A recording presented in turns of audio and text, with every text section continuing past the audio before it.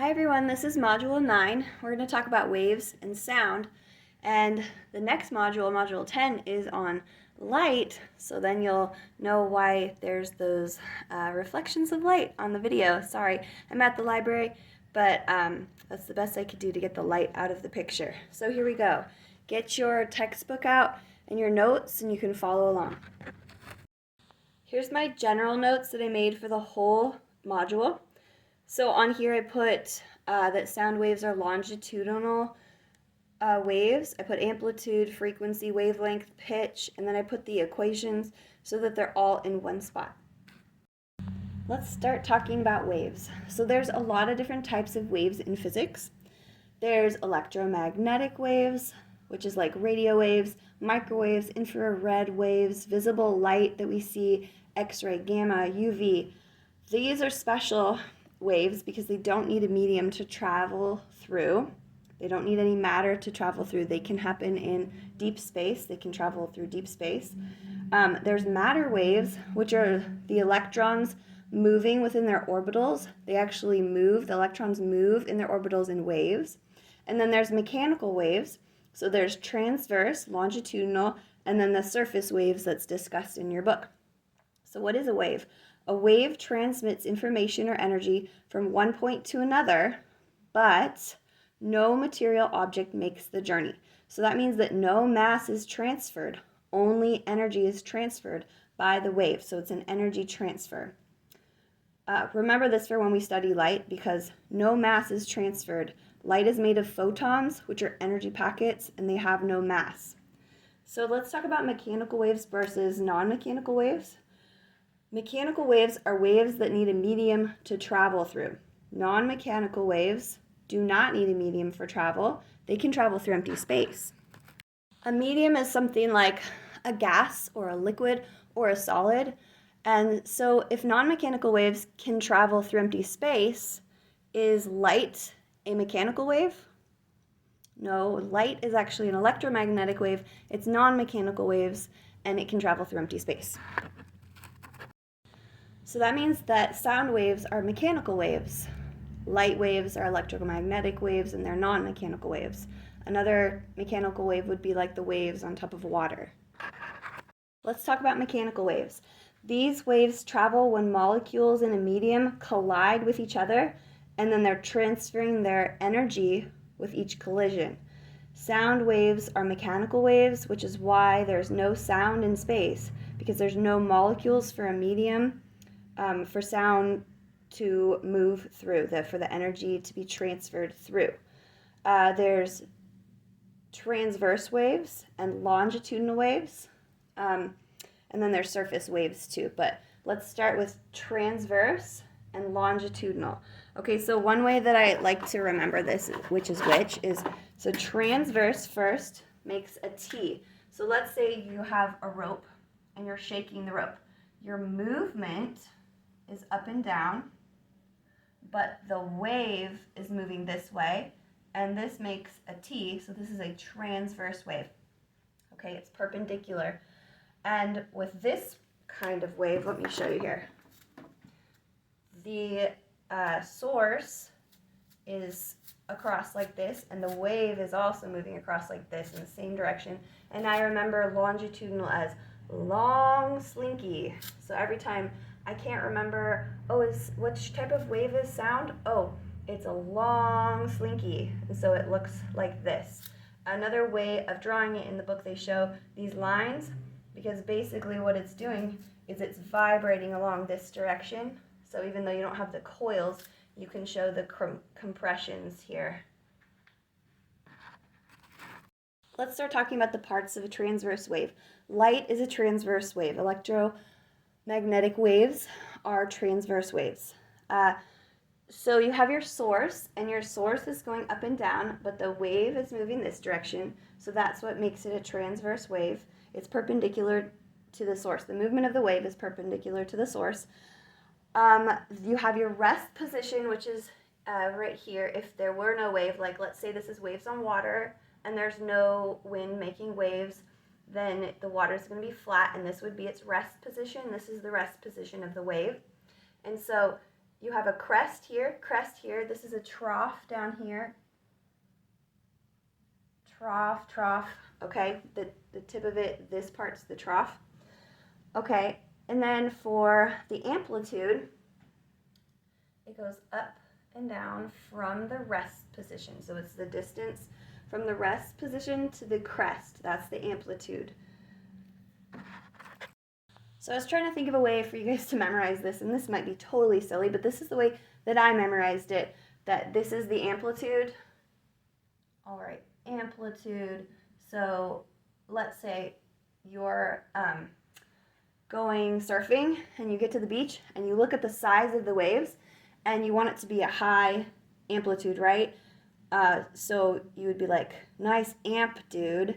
And so whenever I have a question about the amplitude and I can't remember, I think, nice amp, dude. So you want those high waves when you're going surfing.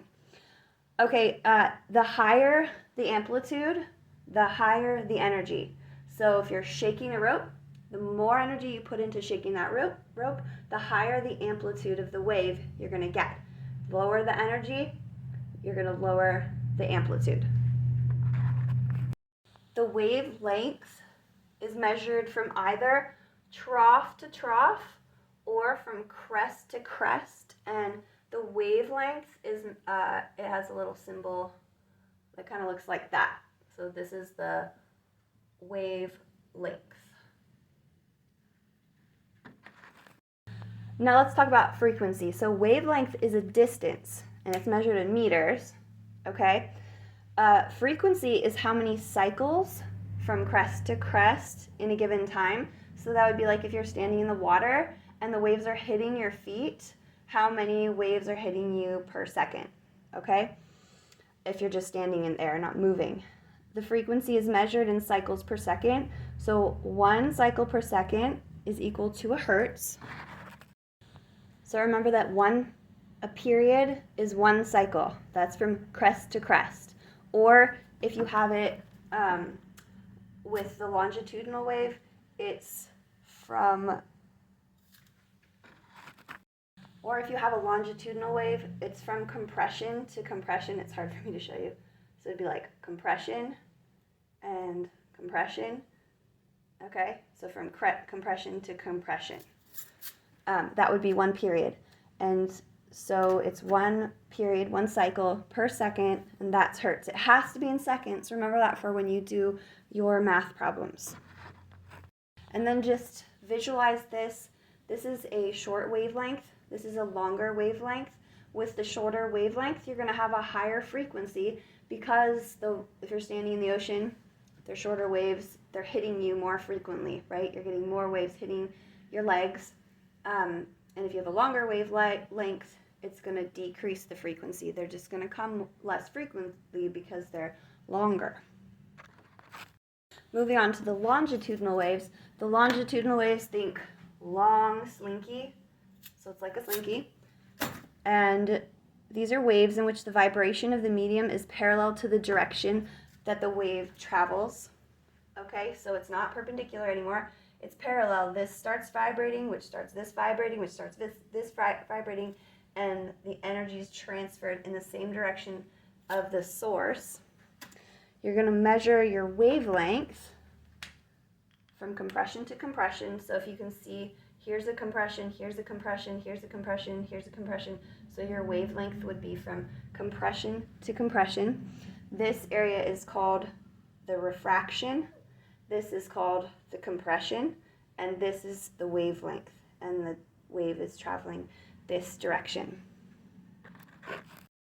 Sound waves are longitudinal waves, and earthquakes produce longitudinal waves. Surface waves travel along the surface of a medium. So if you want to think about, if you've ever been in a wave pool, as the wave moves forward, the medium actually moves in a circle, but it does not move forward itself. So the waves are not moving my object forward, okay? The waves, the energy waves, are moving the object in a circle. All of the medium, the molecules are moving in a circle. So it'd be like the wave comes and kind of pushes it. It's really hard to visualize without like some sort of picture, but it's basically getting pushed and then comes back down, and then pushed, and then comes back down as the wave is moving through. Okay, it does not move forward. So you're probably wondering, why then do the ocean waves bring things onto the shore? Well, this is a little bit different.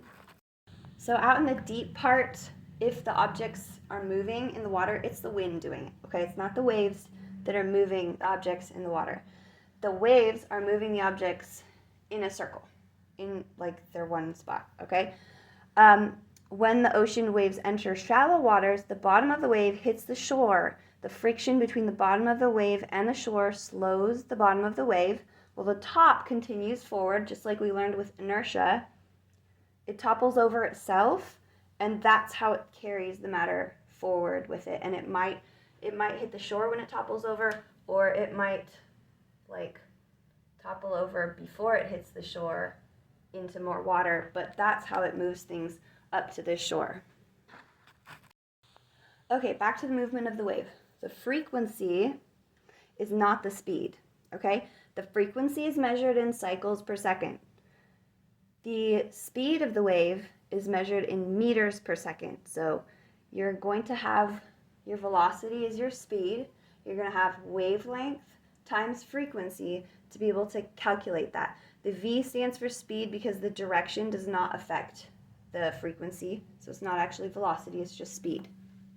So your wavelength is going to be in meters, and your frequency is going to be 1 per second. I wrote meters per second, but that's not right. 1 cycle per second, and so that's going to end up as meters per second when you do the math. So turn to page 319. Let's do example 9.1, and you can kind of follow along or write it out, however it helps you to learn it. Okay, one end of a rope is vibrated to produce a wavelength of 1.2 meters. The frequency of the wave is 3.3 hertz.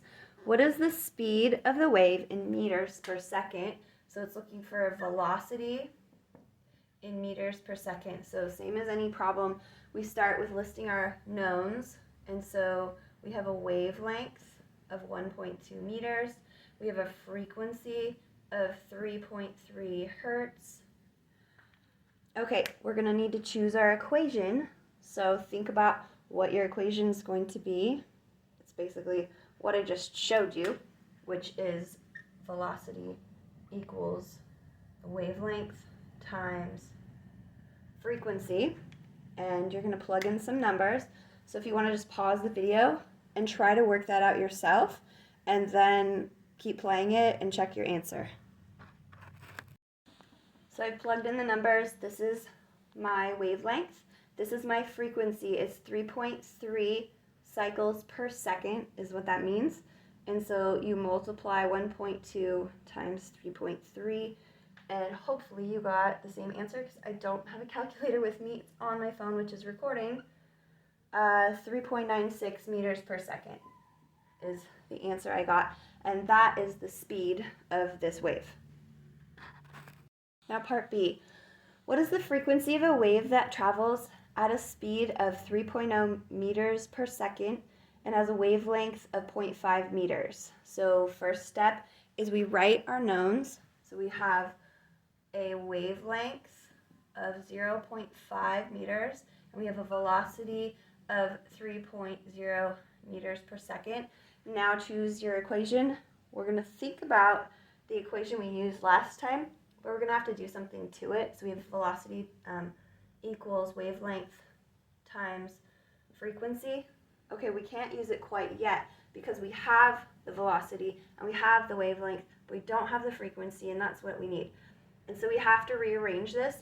So if we divide both sides by the wavelength, we can move it over here.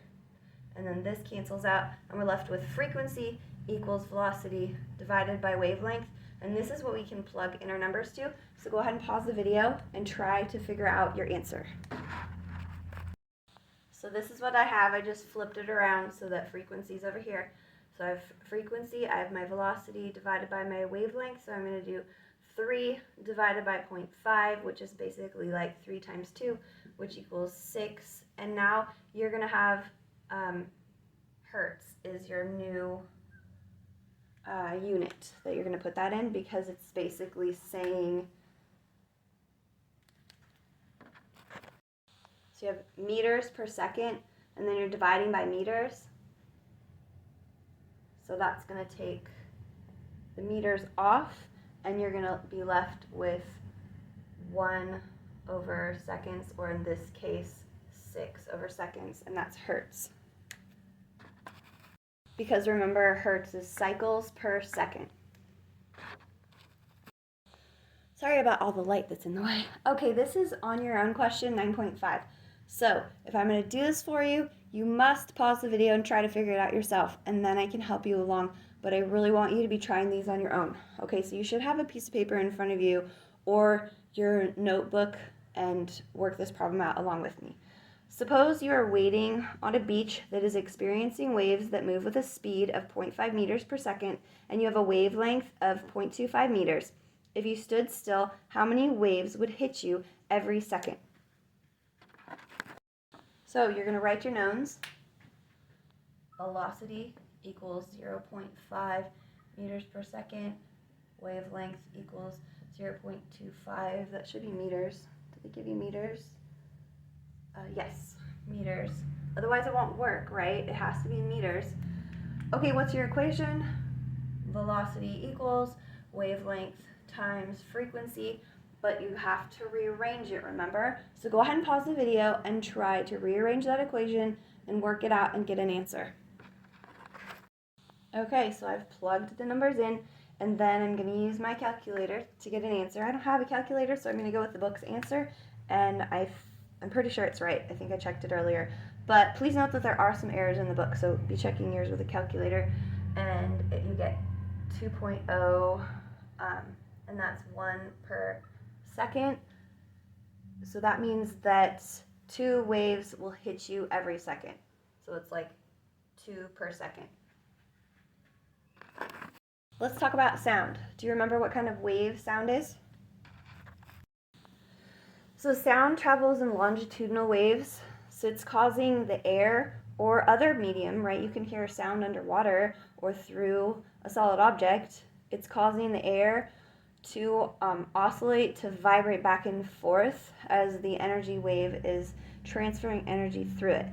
So for hearing, sound waves enter your outer ear canal, and then they vibrate the tympanic membrane, so it's the air molecules that are vibrating the tympanic membrane, which vibrates the 3 small bones inside of your ear, smallest bones in your body. Those vibrations are changed into electrical impulses that are sent along the auditory nerve to the brain, and then those are interpreted as different sounds. The properties of vibrations might tell you, like the loudness, that would be the amplitude, the pitch would be the frequency, and it could also tell you the duration of the sounds you're hearing. There needs to be a medium to conduct sound in air. It's the molecules in the air. There's CO2, there's nitrogen, there's oxygen, there's water in the air. Sound can also be conducted by liquids and solids, though. Which do you think would be the best conductor of sound? A gas, a liquid, or a solid? So sound travels well through water. It travels better through water than it does through gas, and it travels even faster through a solid. So here's some examples of that. The Native Americans, they used to put their ear to the ground to listen for herds of buffalo in the distance from hundreds of miles away. That's how fast that sound could travel through the solid ground. Same with putting your ear to a train track or telephone wires. They're made out of metal because metal conducts sound so well. So why? Why does sound travel faster through solids than gases and liquids? Well, the molecules are closer together, which makes it easier for them to bump into each other and then carry the vibration along. Do you think that sound travels faster in warmer temperatures or colder temperatures? So sound travels faster in warmer temperatures. The molecules at warmer temperatures, they're more full of energy, so they're already moving. They're already moving faster than they would be at a colder temperature. And so because they're moving faster, they're bumping into each other more, and they're able to transfer that sound faster.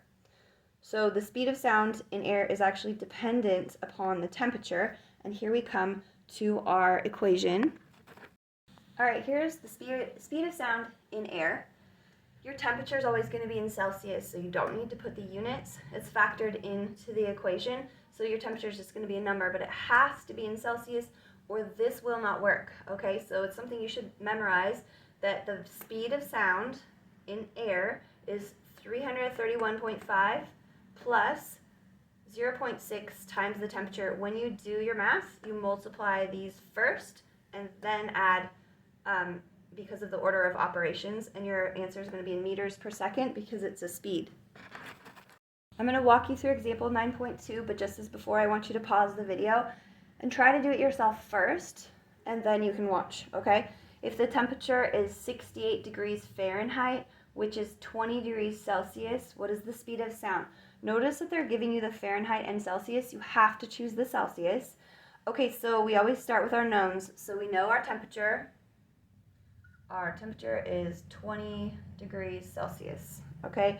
Our velocity is what we're trying to find, and now we use our equation. We choose our equation, which is, let's see if I have it memorized, 331.5 plus 0.6, I'm going to do it like this, times 20, okay?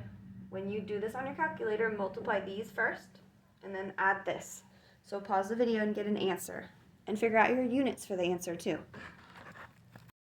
Okay, this right here is going to be 12 plus 331.5, and so you get 343.5 meters per second. Like I said before, I don't have a calculator, so just check it and make sure that's right. But I don't think there's an error there. I think I checked it before. Let's talk about lightning and thunder. So thunder and lightning are actually formed at the same time, yet because the light travels faster than sound, you see the flash and then you hear the sound. The speed of light is so fast that even the time it takes for the light to travel several miles is too small to measure. So you see the lightning bolt at about the same time it's formed because it's so quick. So we can use that fact to estimate how fast the sound is traveling. So we'll learn about this later in, I can't remember which chapter, but one of the future chapters, that lightning's formed when these charges are formed in the cloud. So it's got the negatives here, there's negatives here, and there's positives all over the ground. And so they start to reach for each other, and then eventually they make contact to equalize the charges, okay? The wind is what's causing the charges to separate within the cloud, and lightning mostly occurs within the cloud itself, but sometimes it reaches the ground as the negative charges are moving down. And obviously, it's going to reach for something that's tall, like a tree or a building. So when they meet, an electrical current forms, and it produces heat, which excites the air molecules, okay? And it causes them to expand rapidly because when something heats up, it moves faster, it needs to take up more space, and so the air molecules are expanding rapidly, and that causes a wave. And that wave is what hits your tympanic membrane, and your brain translates that into a boom sound. Okay, same thing with example 9.3. I'll read the question, then you pause the video and you try to figure it out first. A physicist is watching a thunderstorm. She sees a flash of lightning and then hears a thunderclap 2.0 seconds later, 2 seconds later. If the air temperature is a cool 15 degrees Celsius, how far away from the physicist was the lightning formed? So remember, because light travels so quickly, we can just assume that the lightning was formed that the instant the physicist sees it.